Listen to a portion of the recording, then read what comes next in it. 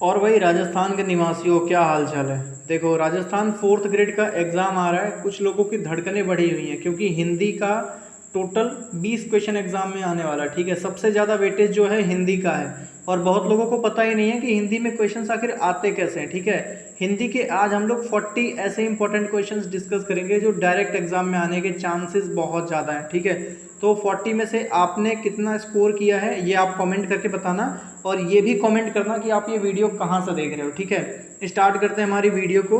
तो हमारा जो पहला क्वेश्चन है, क्वेश्चन नंबर 1 क्या कहता है, कविता किसका रूप है? पद का, गद्य का, लेख का, निबंध का। जो कविता होता है ये किस चीज़ का रूप होता है? ठीक है, इसका जो सही जवाब होगा भाई, जो कविता है ना वो पद्य का रूप होता है। कविता जो है वो पद्य का रूप होता है। ठीक है, अगले क्वेश्चन पर आते हैं। देखो ये थोड़ा सा हार्ड क्वेश्चन था, ये लिया हूँ इसलिए क्योंकि थोड़ा सा हार्ड क्वेश्चन भी लेना जरूरी है। अब अगला क्वेश्चन है, सर्वनाम किसे कहते हैं?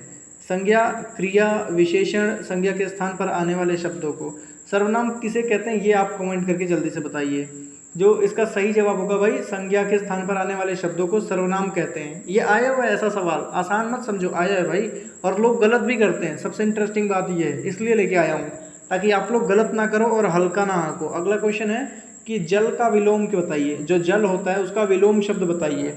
भाई वर्षा नहीं हो सकता है, ना तालाब हो सकता है, ना नदी हो सकती है, क्योंकि ये सब जल से ही रिलेटेड है। जल मतलब पानी। जो हमारा थल है ना, ऑप्शन नंबर सी, ये जल का विलोम होगा। जल का विलोम होगा थल।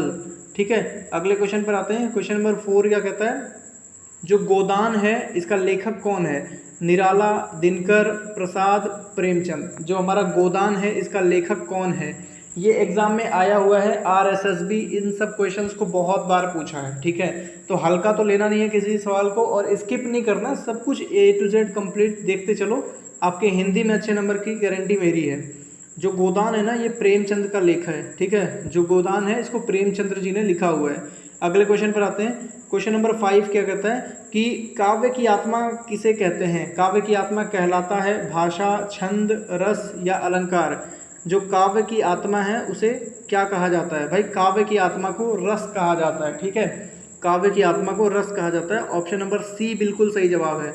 कमेंट करके जरूर बताना कितने सवाल आपने सही किए हैं और कहाँ से देख रहे हो, पता तो चले भाई आप लोग कहाँ से देख रहे हो। सब्सक्राइब लाइक तो आप लोग करोगे ही, ये तो मुझे पता है, कहने का ज़रूरत नहीं है। पुस्तक का पर्यायवाची क्या होगा? कलम, कॉपी, किताब, पत्र। पुस्तक का पर्यायवाची क्या होगा? सभी लोग आंसर करेंगे क्योंकि ये सवाल सबको आता होगा मेरे ख्याल से। ठीक है, पुस्तक का पर्यायवाची भाई किताब होगा। ऑप्शन नंबर सी बिल्कुल सही होगा, किताब होगा पुस्तक का पर्यायवाची। ठीक है, अगले क्वेश्चन पर आते हैं। क्वेश्चन नंबर 7 हमारा क्या कहता है, सुबह का विलोम क्या है? दिन, भोर, रात, शाम। सुबह का विलोम बताइए क्या होगा? सुबह भाई, सुबह का विलोम ना दिन होगा, ना भोर होगा, ना रात होगा, शाम होगा भाई। सुबह का विलोम जो है वो शाम होगा। ठीक है, सुबह का विलोम शाम होगा। आते हैं ऐसे सवाल भाई, आते हैं, आए हुए ही सवाल लेके आया हूँ मैं। ये सब रिपीटेड क्वेश्चंस हैं और रिपीटेड क्वेश्चन ही एग्जाम्स में आते हैं। रामचरितमानस के रचयिता कौन है? सूरदास जी, कबीर जी, तुलसीदास जी, रहीम जी। रामचरितमानस किसने लिखी है? भाई रहीम जी नहीं लिखेंगे, कबीर जी नहीं लिखेंगे, सूरदास और तुलसीदास में आप लोगों को कन्फ्यूजन होगा कि रामचरितमानस किसने लिखा है। तो इसका जो सही जवाब होगा option number C, Tulsidas ji ने रामचरितमानस लिखा है। ठीक है, अगले क्वेश्चन पर आते हैं।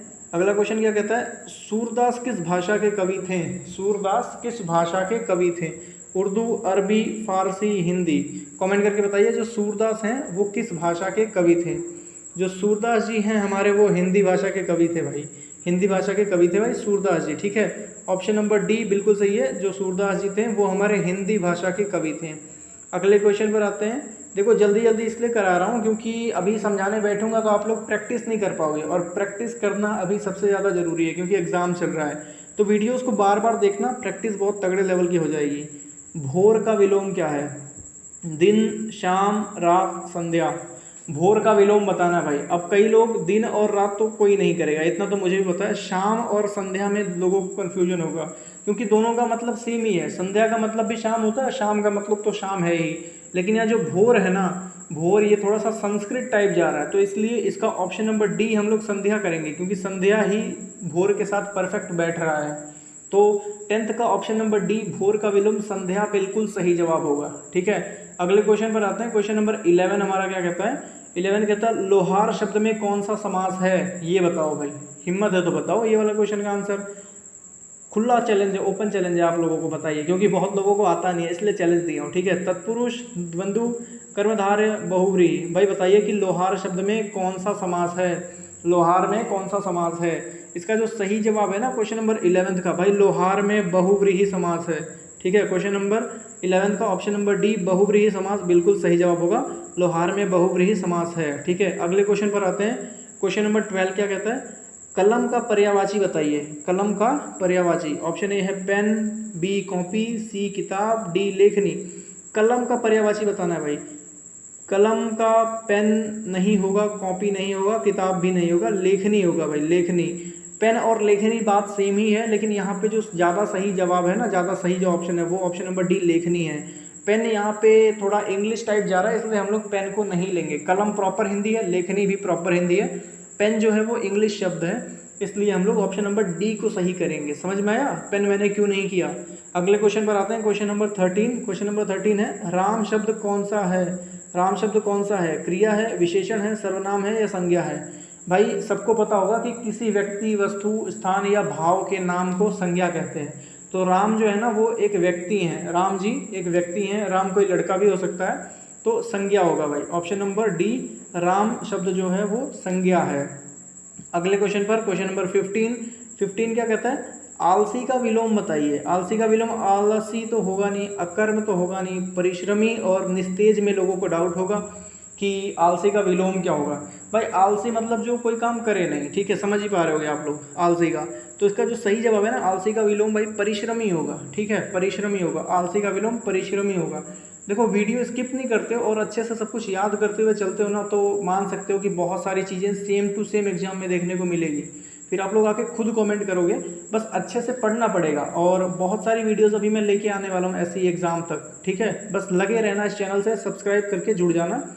गद्य किसका रूप है, नाटक, सामान्य भाषा, कविता, छंद। जो गद्य है वो किस चीज़ का रूप है, जो भाई गद्य होता है ना ये हमारा सामान्य भाषा होता है। ये गद्य और पद्य वाले क्वेश्चन थोड़े से चांसेस कम है आने के, बट करा दे रहा हूँ ताकि थोड़ा सा सेफ साइड पे आप भी रहो और मैं भी रहूँ। जो गद्य है वो सामान्य भाषा का शब्द है। अगला क्वेश्चन आता है, कबीर किस प्रकार के कवि थे, सुगढ़, श्रृंगार, निर्गुण, भक्ति, वीर। जो हमारे कबीर जी जो थे वो किस प्रकार के कवि थे, कबीर जो थे वो किस प्रकार के कवि थे। भाई कबीर जी जो थे हमारे वो निर्गुण भक्ति के कवि थे। वीर का कवि नहीं है, श्रृंगार के भी नहीं है, सुगुण के भी नहीं है, सगुण के भी नहीं है, निर्गुण भक्ति के जो कबीर जी थे वो कवि थे निर्गुण भक्ति के, ठीक है। अगला question, question number 17। Question number 17 क्या कहता है, गायत्री मंत्र किस वेद में है। गायत्री मंत्र जो है वो किस वेद में है, यजुर्वेद, सामवेद, ऋग्वेद, अर्थवेद, अथर्ववेद। जो हमारा गायत्री मंत्र है ओम भूर्भुवः स्वः वाला, वो किस वेद से लिया गया है, कमेंट करके बताइएगा आप लोग। जो इसका सही जवाब होगा भाई गायत्री मंत्र जो है हमारा वो ऋग्वेद से लिया गया है, ठीक है, गायत्री मंत्र ऋग्वेद से लिया गया है। अगले क्वेश्चन पर आते हैं, क्वेश्चन नंबर 18। घर का विलोम बताइए भाई। घर का विलोम बाहर होगा, द्वार होगा, नगर होगा या आंगन होगा। आंगन, नगर तो होगा नहीं, द्वार भी नहीं होगा। घर का, घर मतलब अंदर और बाहर उसका विलोम हो गया, तो घर का जो विलोम है वो बाहर होगा। ऑप्शन नंबर ए बिल्कुल सही जवाब है, 18 का ऑप्शन नंबर ए हमारा सही जवाब होगा। अगले क्वेश्चन पर आते हैं, क्वेश्चन नंबर 19। क्वेश्चन नंबर 19 क्या कहता है, शोर का विलोम बताइए। शोर का विलोम क्या होगा, लेख, मौन, ध्वनि, वाक्य। शोर का विलोम क्या होगा भाई, वाक्य होगा नहीं, लेख होगा नहीं, ध्वनि भी नहीं होगा। ध्वनि पर्यायवाची होता है, ध्वनि भी पर्यायवाची नहीं होता। शोर मतलब ऐसा चीज़ जो किसी को पसंद ना आए, और ध्वनि तो पसंद आती है।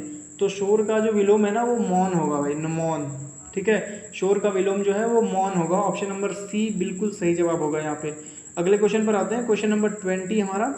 20 क्या कहता है, पद्मावत किसकी रचना है। ये थोड़ा हिंदी और जीके दोनों का मिक्सचर है। जो पद्मावत है वो किसकी रचना है, तुलसी की, सूर की, कबीर की या मलिक मोहम्मद जायसी की। ये आप लोग कमेंट करके बताओ, देखते हैं जीके कितना स्ट्रांग है। जो पद्मावत है वो किसकी रचना है, कमेंट करके बताइए आप लोग जल्दी से। जो पद्मावत है भाई वो मलिक मोहम्मद जायसी की रचना है। Option number D Malik Muhammad Jayasi की रचना है पद्मावत, जिसमें वो रानी पद्मावती जौहर करती हैं, वो वाला सीन है, चित्तौड़गढ़ का साका, ठीक है। पद्मावत मलिक मोहम्मद जायसी की रचना है। क्वेश्चन नंबर 21 पे आते हैं। 21 क्या कहता है, भाषा की उत्पत्ति किससे मानी जाती है, लिपि, व्याकरण, ध्वनि, अक्षर। जो भाषा है उसका उत्पत्ति किससे माना जाता है, लिपि से, व्याकरण से, ध्वनि से, अक्षर से। तो इसका जो सही जवाब होगा दोस्तों, जो भाषा की उत्पत्ति है उसको ध्वनि से माना जाता है, ठीक है, भाषा की उत्पत्ति को ध्वनि से माना जाता है, तो ध्वनि ऑप्शन नंबर सी बिल्कुल सही जवाब होगा। आ जाते हैं क्वेश्चन नंबर 22 पे। बालक का स्त्रीलिंग बताइए। बालक का स्त्रीलिंग कौन सा शब्द होगा? बच्चा, बाला, कन्या, बालिका। बताइए बालक का स्त्रीलिंग क्या होगा? भाई कन्या, बाला का पहले नहीं होगा, बच्चा नहीं होगा। अब कन्या और बालिका में बहुत लोगों को डाउट होगा कि कुछ लोग सी करेंगे, कुछ लोग डी करेंगे, बट इसका जो सही जवाब है बालक का स्त्रीलिंग भाई बालिका होगा, ठीक है। ऑप्शन नंबर डी हमारा जो है वो बिल्कुल सही जवाब है, बालिका होगा, ठीक है, बालक का स्त्रीलिंग बालिका होगा। अगले क्वेश्चन पर आते हैं। तेज का विलोम क्या होगा? हल्का नहीं होगा, भारी नहीं होगा, मंद नहीं होगा, अच्छा मंद ही होगा भाई, मंद ही होगा, क्योंकि देखो मंद मतलब धीरे और तेज मतलब तेज, मंद मतलब धीरे, और यहाँ देखो धीमा भी लिखा हुआ है, ठीक है। तो सी और डी में से आप कुछ भी सिलेक्ट कर सकते हो, चलेगा, ए और बी नहीं है। तो यहाँ पे ज़्यादा सही ऑप्शन जो है तेज का वो मंद ही होगा। ऑप्शन नंबर सी ज़्यादा बेटर है, सी करने में ज़्यादा एक्यूरेट रिजल्ट मिल रहा है, ठीक है। अगले क्वेश्चन पर आते हैं, क्वेश्चन नंबर 24। क्वेश्चन नंबर 24 क्या कहता है हमारा? राम लक्ष्मण में कौन सा समास है? तत्पुरुष, बहुव्रीहि, द्वंद्व, कर्मधारय। कमेंट करके बताइए आप लोग कि राम लक्ष्मण में कौन सा समास है। ये वाला आंसर जिसने कमेंट कर दिया ना भाई उसको मैं पिन कर दूंगा, ठीक है। ये वाला जिसने कमेंट कर दिया उसको पिन कर दूंगा, और साथ में ये भी कमेंट करना कि कहाँ से हो आप लोग। इसका जो सही जवाब होगा ना, राम लक्ष्मण में भाई द्वंद्व समास है, ठीक है, राम लक्ष्मण में द्वंद्व समास है, ठीक है। अगले क्वेश्चन पर आते हैं, क्वेश्चन नंबर 25। कोमल का विलोम क्या है? कोमल का विलोम क्या है? सख्त, टेढ़ा, कठोर, भारी। कोमल का विलोम बताइए भाई। टेढ़ा और भारी तो नहीं होगा, ये तो सबको पता है। अब सख्त और कठोर में लोग कंफ्यूजन में हैं कि विलोम क्या होगा। सख्त भी नहीं होगा, कठोर होगा, ठीक है। ऑप्शन नंबर सी बिल्कुल सही जवाब होगा, कठोर। कोमल का कठोर विलोम होगा भाई, ठीक है। अगले क्वेश्चन पर, क्वेश्चन नंबर 26 क्या कहता है? अलंकार का अर्थ बताइए। अलंकार का क्या अर्थ होता है? रस, भाषा, छंद, आभूषण। अलंकार मतलब आभूषण, ठीक है। ए से अलंकार, ए से आभूषण, आभूषण ज्वेलरी, ठीक है। अलंकार का मतलब होता है ज्वेलरी, आभूषण। अगले क्वेश्चन पर, क्वेश्चन नंबर 27। राष्ट्र कवि उपाधि किसे दी गई? प्रसाद, प्रेमचंद, निराला, दिनकर। जो राष्ट्र कवि हैं उनकी उपाधि किसे दी गई थी? प्रेमचंद, निराला, प्रसाद, दिनकर। भाई दिनकर को दी गई थी, राष्ट्र कवि की उपाधि दिनकर को दी गई थी, ठीक है। ऑप्शन नंबर डी बिल्कुल सही होगा, दिनकर को दी गई थी राष्ट्र कवि की उपाधि। अगला क्वेश्चन है, विद्या का पर्यायवाची क्या होगा? शिक्षा, किताब, गुरु, पाठ। विद्या का पर्यायवाची क्या होगा? 28 का कमेंट करके बताइए आप लोग कि विद्या का पर्यायवाची क्या होगा। किताब नहीं होगा, पाठ भी नहीं होगा, गुरु भी नहीं होगा, शिक्षा बिल्कुल सही जवाब है। विद्या का जो पर्यायवाची होगा दोस्तों वो होगा शिक्षा, ठीक है। विद्या का पर्यायवाची शिक्षा होगा। अगले क्वेश्चन पर आते हैं, क्वेश्चन नंबर 29। कर्म का विलोम बताइए। कर्म का विलोम क्या होगा? आलस, अकर्म, भाग्य, परिश्रम। कर्म और परिश्रम तो सेम है, विलोम नहीं हुआ। कर्म और भाग्य नहीं होगा विलोम। कर्म का आलस भी नहीं होगा, कर्म का अकर्म ज़्यादा बेटर है। 29 का क्वेश्चन नंबर 29 का ऑप्शन नंबर सी, कर्म का विलोम अकर्म होगा, ठीक है, ये ज़्यादा बेटर है। क्वेश्चन नंबर 30 पे आते हैं। 30 क्या कहता है? नदी का लिंग क्या है? नदी पुल्लिंग है, नपुंसक लिंग है, स्त्रीलिंग है या अन्य है? नदी क्या है? पुल्लिंग, स्त्रीलिंग, नपुंसक लिंग या दोनों में, या अन्य है, कुछ और है? कमेंट करके बताइए 30 का आंसर क्या होगा। नदी जो है दोस्तों वो होगा स्त्रीलिंग। नदी जो है हमारी वो स्त्रीलिंग है। भाई सभी नदियों का नाम देखो, गंगा, यमुना, सब माता ही बोली जाती है ना, कोई पिता तो नहीं बोला जाता। नदी जो है वो स्त्रीलिंग है, इस बात से याद रख लेना। अगले क्वेश्चन पर आते हैं, क्वेश्चन नंबर 31 क्या कहता है? भारत शब्द किस प्रकार का संज्ञा है? जातिवाचक, भाववाचक, समष्टिवाचक, व्यक्तिवाचक। जो भारत शब्द है वो किस प्रकार का संज्ञा है? भाई भारत एक यूनिक नेम है एक कंट्री का। भारत हमारा एक अलग देश है, ठीक है, सिर्फ दुनिया में एक ही भारत है, बहुत सारे भारत थोड़ी हैं।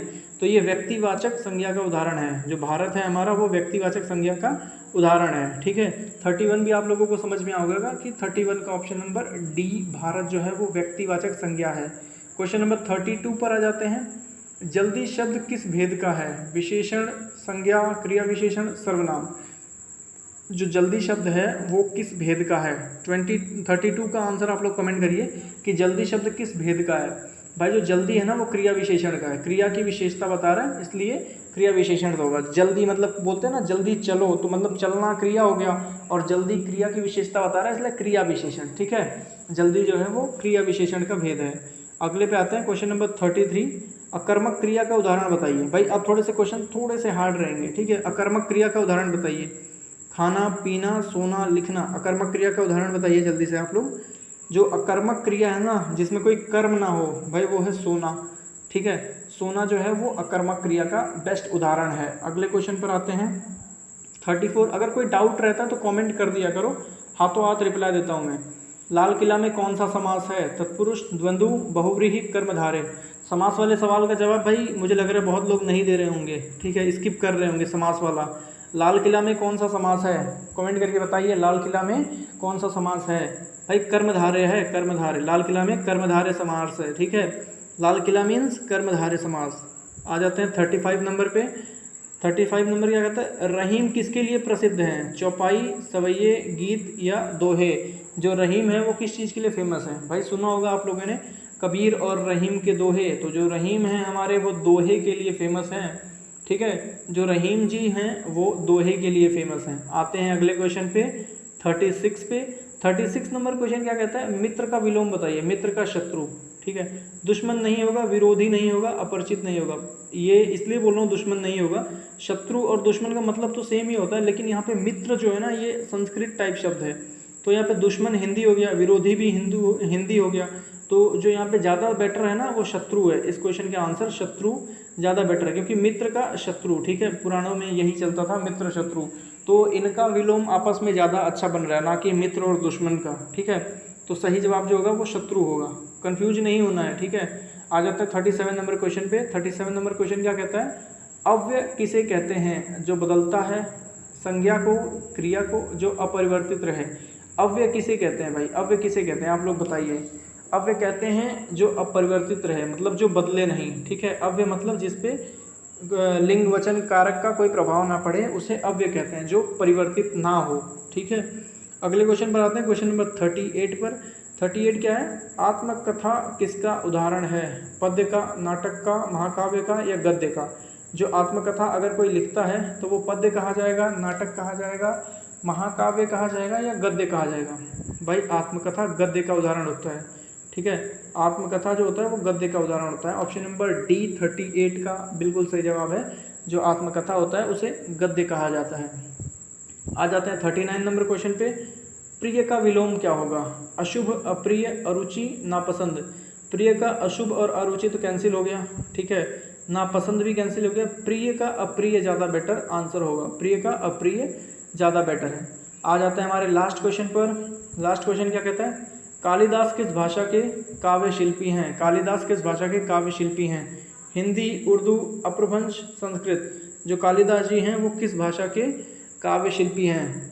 कालिदास जी का कमेंट करके बताइए भाई आप लोग। हिंदी में बहुत लोग कंफ्यूज होंगे, नहीं होगा, उर्दू तो होगा ही नहीं, अपभ्रंश भी नहीं होगा भाई, संस्कृत होगा। कालिदास जी जो हैं वो संस्कृत भाषा के काव्य शिल्पी हैं, ठीक है। तो वीडियो कैसा लगा आप लोगों को कमेंट में बताना, और चैनल को सब्सक्राइब जरूर करना, वीडियो को लाइक करना, इससे बहुत ज़्यादा मोटिवेशन और बहुत ज़्यादा हेल्प मिलता है हमको। मिलते हैं एक और ऐसी वीडियो के साथ। जय हिंद, जय भारत।